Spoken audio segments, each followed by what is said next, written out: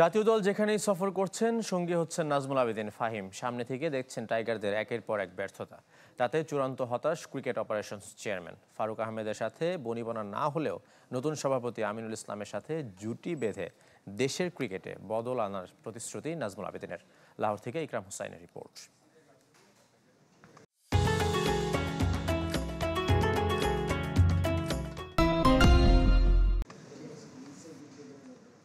জুলাই গণঅভ্যুত্থানের পর বিসিবির দায়িত্ব পেয়ে পরিবর্তনের ডাক দিয়েছিলেন ফারুক আহমেদ ও নাজমুল আবেদিন ফাহিম। পরে দুজনের দ্বন্দ্বের খবরও প্রকাশ্যে আসে। বহু নাটকের পর ফারুক আহমেদকে সরিয়ে বিসিবি সভাপতি করা হয় আরেক সাবেক অধিনায়ক আমিনুল ইসলাম বুলবুলকে। এবার ফাহিমের দায়িত্ব আরও বেড়েছে, হয়েছেন সহসভাপতি। কিন্তু ফাহিম নিজেও অনেক স্বপ্ন দেখিয়েছিলেন। গেল ৯ মাসে কেন পারেননি দেশের ক্রিকেটকে এগিয়ে নিতে?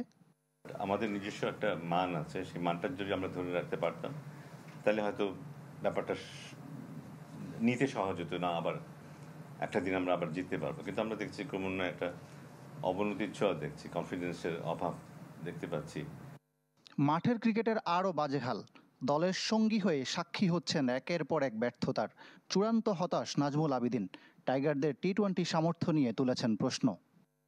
এবার বুলবুলের সঙ্গে জুটি বেঁধে নতুন দিনের স্বপ্ন ফাহিমের। ক্রিকেটের বিকেন্দ্রীকরণ, অবকাঠামো উন্নয়ন ও বিসিবিকে ফ্যাসিস্ট মুক্ত করার কাজে মনোযোগ দিতে চান।